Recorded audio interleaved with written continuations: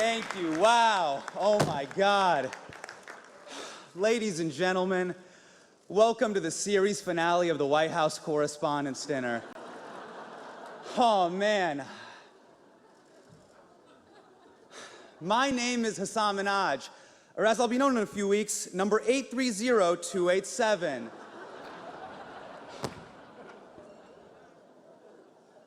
Who would have thought, with everything going on in the country right now, that a Muslim would be standing on this stage for the 9th year in a row, baby?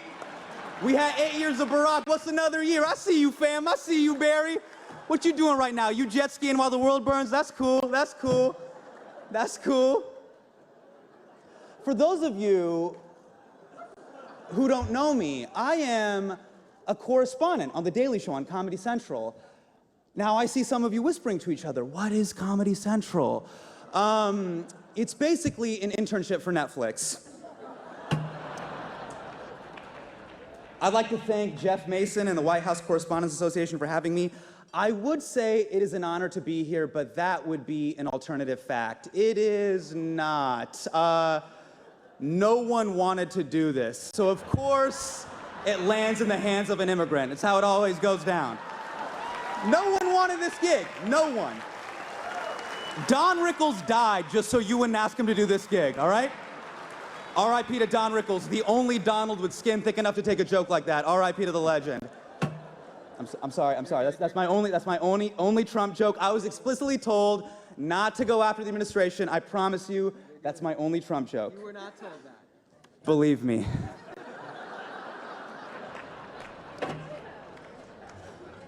It is amazing to be surrounded by some of the greatest journalists in the world. And yet, when we all checked into the Hilton on Friday, we all got a USA Today.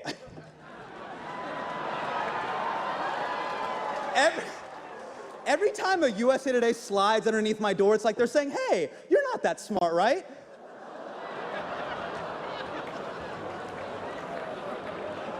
USA Today is what happens when the coupon section takes over the newspaper. Like, what, is this an article about global warming or 50 cents off Tide? Either way, the pictures are so pretty.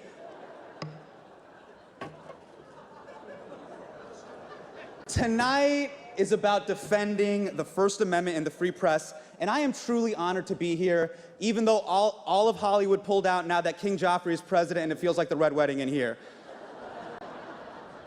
For the record,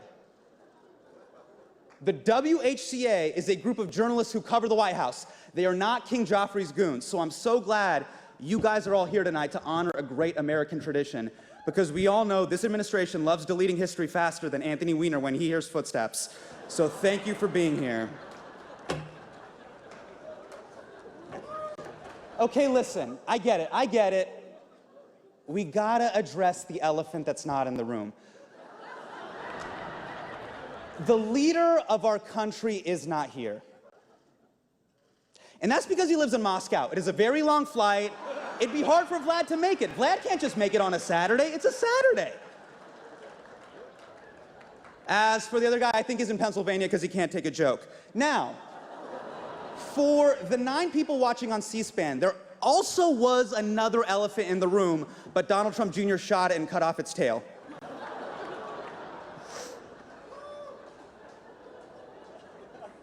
You know, a lot of people told me, Hasan, if you go after the administration, it would be petty, unfair, and childish. In other words, presidential. So here we go. I get why Donald Trump didn't want to be roasted tonight. By the looks of him, he's been roasting nonstop for the past 70 years. Historically, the president usually performs at the Correspondents' Dinner, but I think I speak for all of us when I say he's done far too much bombing this month. Now, a lot of people in the media say that Donald Trump goes golfing too much. You guys are always like, he goes golfing too much, which raises a very important question. Why do you care? Do you want to know what he's not doing when he's golfing? Being president. Let the man putt-putt. Keep him distracted. Teach him how to play badminton. Tell him he has a great body for bobsledding. Play him tic-tac-toe. The longer you keep him distracted, the longer we're not at war with North Korea. Every time Donald Trump goes golfing, the headline should read, Trump golfing, apocalypse delayed, take the W. This is great. I love this. Even if you guys grown, I've already hired Kellyanne Conway. She's gonna go on TV on Monday and tell everybody I killed. So it really doesn't matter. But I love that everybody's drinking, having a good time. This is beautiful. You know Donald Trump doesn't drink, right? Does not touch alcohol, which is oddly respectable. But think about that. That means every statement, every interview, every tweet, completely sober. How is that possible? We've all had that excuse, haven't we? Be like, I said what? No, listen, babe, I swear to you, I was hammered. That's not who I really am. What does Donald Trump tell Melania? Listen, babe, last year on that bus with Billy Bush, that's exactly who I am. He tweets at 3 a.m. sober.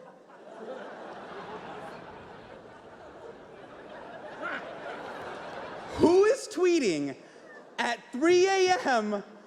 sober? Donald Trump, because it's 10 a.m. in Russia. Those are business hours. You know, now that a professional wrestler is our president, anything is possible. You know that statement, anything is possible, used to have a positive connotation? Anything is possible. Now we're all like, anything is possible. Anything. The news coming out of the White House is so stressful, I've been watching House of Cards just to relax. I'm just like, oh man, a congressman pushed a journalist in front of a moving train? That's quaint. Now, it's not just the president who decided not to show up. His entire administration is not here. Betsy DeVos couldn't be here. She's busy curating her collection of children's tears. Now, a lot of people think Betsy DeVos is out of touch with working class America, but you listen to me and you listen to me right now, okay? Every morning, Betsy DeVos is up at 5 a.m. putting her children on their flight to school. So don't you tell me she's out of touch, okay? Hey, has anyone seen Rick Perry since he became energy secretary? I have a feeling he's sitting in a room full of plutonium waiting to become Spider-Man. That's just my hunch.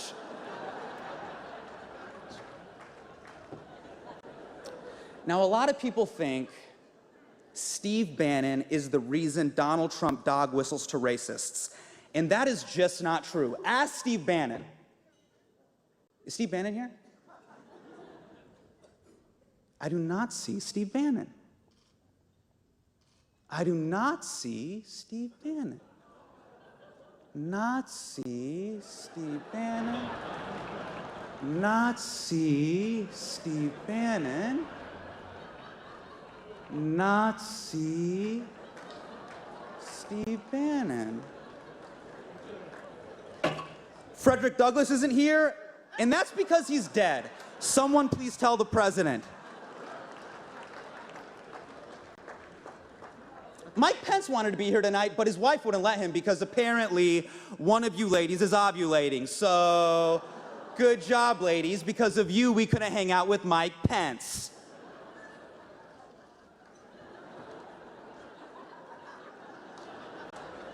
Now, Ivanka Trump isn't here either, and I wish she was.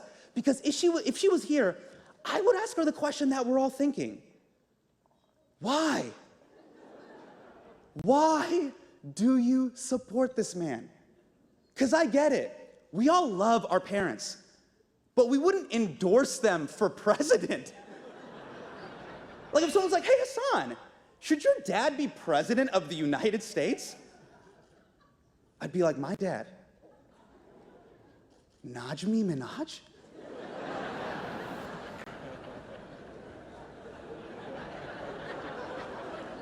The guy who tries to return used underwear to Costco?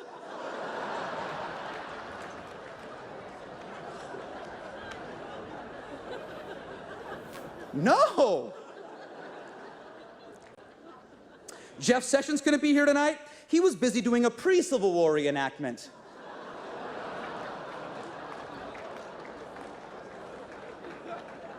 On his RSVP, he just wrote no, just no, which happens to be his second favorite N-word.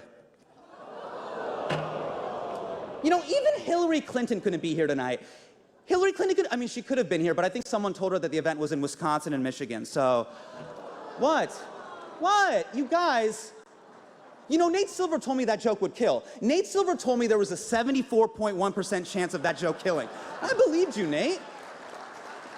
Did you hear that groan, Nate? You can't believe I believed you, man. Okay, enough about House Slytherin. We are here to talk about the truth. It is 2017, and we are living in the golden age of lying. Now's the time to be a liar, and Donald Trump is liar in chief. And remember, you guys are public enemy number one. You are his biggest enemy. Journalists, ISIS, normal length ties. And somehow, you're the bad guys. That's why you gotta keep your foot on the gas, especially with Sean Spicer, who is not here tonight because I think he's at home Googling how to fake his own death.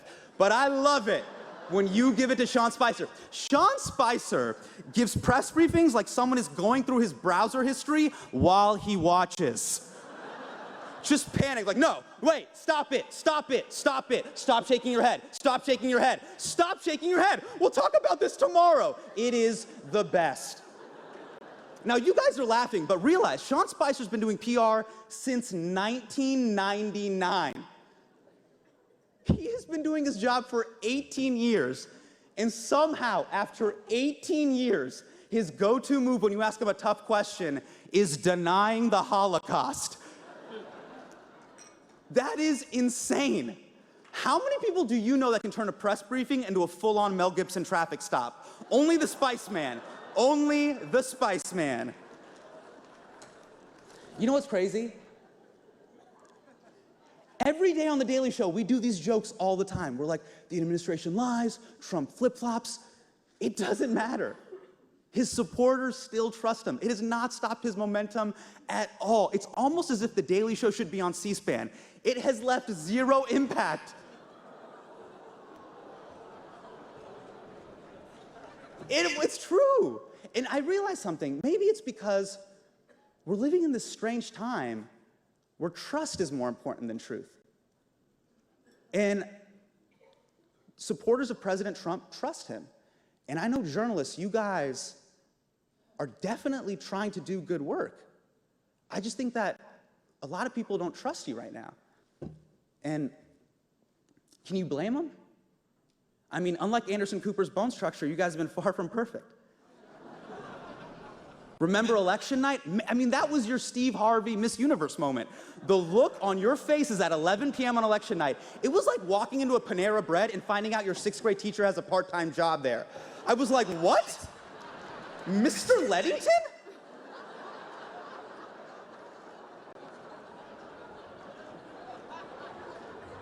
I guess you don't have all the answers. Because it was all fun and games with Obama, right? You were covering an adult who could speak English, and now you're covering President Trump, so you got to take your game to a whole new level. It's like if a bunch of stripper cops had to solve a real-life murder.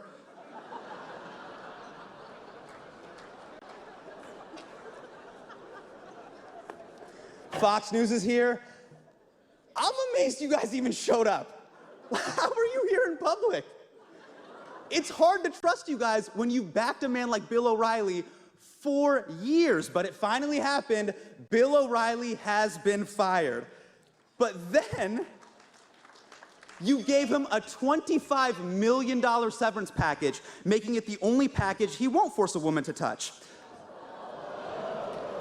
Now, in O'Reilly's defense, he was told by a close friend, when you're a star, they let you do it. You can do anything. You guys are having a hard time with Jesse Waters right now, too. He's on a break right now, right? He's on a break. Just like my childhood dog is staying at a farm upstate. I get it. I know that move. Now, I know some of you are wondering, Hasan, how do you know so much about Fox News? Well, as a Muslim, I like to watch Fox News for the same reason I like to play Call of Duty. Sometimes, I like to turn my brain off and watch strangers insult my family and heritage. MSNBC is here tonight, and I'm glad you guys are here tonight. That way, if I'm bombing, Brian Williams will describe it as stunning. MSNBC, it's hard to trust you guys when you send us so many mixed messages. On one hand, you tell us the prison industrial complex is the problem, and then you air 5 straight hours of lockup. You can't be mad at corporations profiting off of minorities in prison when you're a corporation profiting off of minorities in prison. It's like,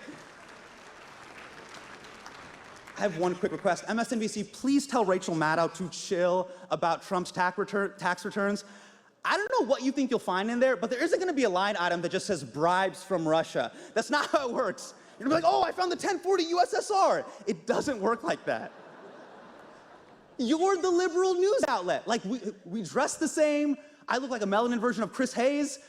I want to root for you guys, but you're turning into conspiracy theorists every night. You're like, the Russians hacked our elections. The Russians hacked our elections. Meanwhile, everybody in Latin America and the Middle East is like, oh, a foreign government tampered with your elections?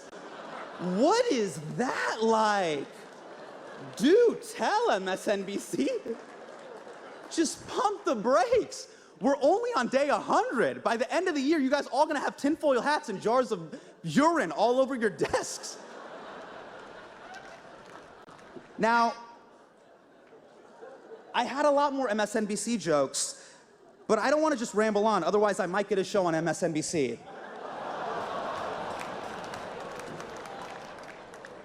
Last but not least, my favorite entertainment channel is in the building tonight. CNN is here, baby. Now, you guys got some really weird trust issues going on with the public. I'm not gonna call you fake news, but everything isn't breaking news. You can't go to DEF CON 1 just because Sanjay Gupta found a new moisturizer. Every time a story breaks, you guys go to 9 screens, 9 boxes on the screen. I'm trying to watch the news, not pick a player in Street Fighter. It's giving me anxiety. If you have 9 experts on a panel, what is your barrier of entry? Here to talk about transportation infrastructure is my Uber driver, Gary. Gary, what do you got? It just says Gary, 4.8 stars. He's like, I don't know, I got a mint. Thanks, Gary. Let's go to the countdown clock, to the next countdown clock. All you guys do is stoke up conflict. Don, every time I watch your show, it feels like I'm watching a reality TV show. CNN Tonight should just be called, wait a second, now hold on, stop yelling at each other, with Don Lemon.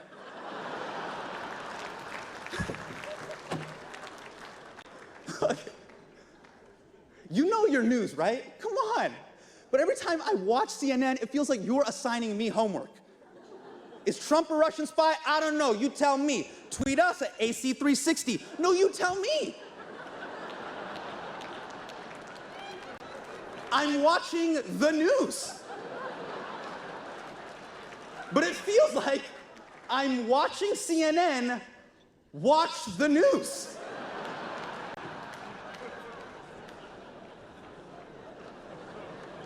Please, just take an hour. Figure out what you want to say, then go on the air. But whenever I turn you guys on, it feels like a little kid just ran into the room and is trying to tell you a story. You're just like, there's a wall. It's a 1.4 billion. 1.4 billion. Paul Ryan. Breathe. Take a minute. Drink some milk. Then tell us the story, Wolf.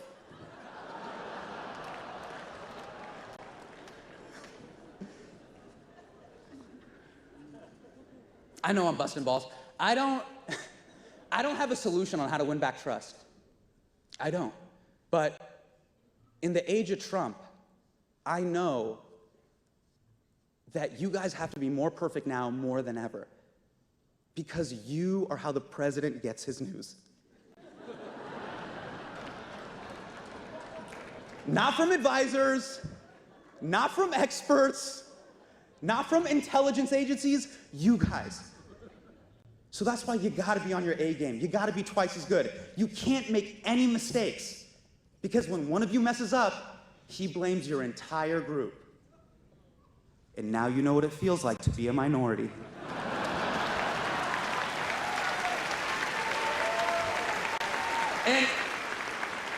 And I can see some of you guys complaining, like, what? I gotta work twice as hard for half the credit? Remember, you're a minority. You guys got a lot more experience than me, but I got 3 decades of being brown. So if you want to survive the age of Trump, you got to think like a minority. And now that you're a minority, oh man, everyone is going to expect you to be the mouthpiece for the entire group. So I hate to say it, but somewhere right now, all of you are being represented by Geraldo Rivera. See, now that you're a truly minority, there's a distorted version of you out there. You know, Taco Bell for Mexican culture, Panda Express for Chinese culture, Huffington Post for journalism.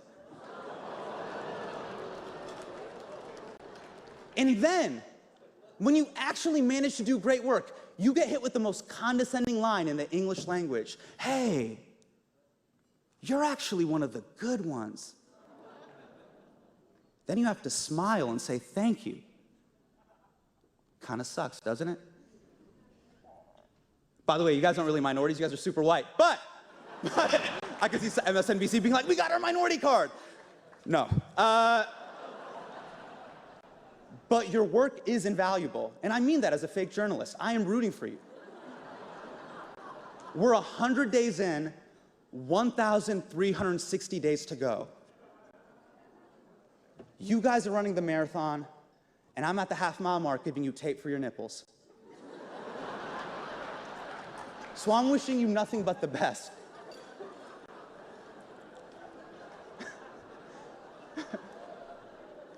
You chafed, man? You look chafed? It's a long way to go. This has been one of the strangest events I have ever done in my life. I'm gonna be honest with you. Like, I feel like I'm a tribute in the Hunger Games. Like, if this goes poorly, Steve Bannon gets to eat me. But I was asked to not roast the president and the administration in their absentia. And I completely understand that. We are in a very strange situation where there's a very combative relationship between the press and the president. But now that you guys are minorities, just for this moment, you might understand the position I was in. And it's the same position a lot of minority kids feel in this country. And it's, you know, do I come up here and just try to fit in and not ruffle any feathers? Or do I say how I really feel? Because this event is about celebrating the First Amendment and free speech. Free speech is the foundation of an open and liberal democracy. From college campuses to the White House. Only in America can a first-generation Indian American Muslim kid get on this stage and make fun of the president.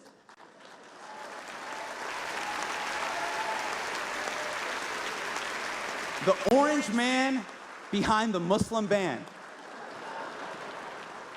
And it's a sign to the rest of the world. It's this amazing tradition that shows the entire world that even the president is not beyond the reach of the First Amendment.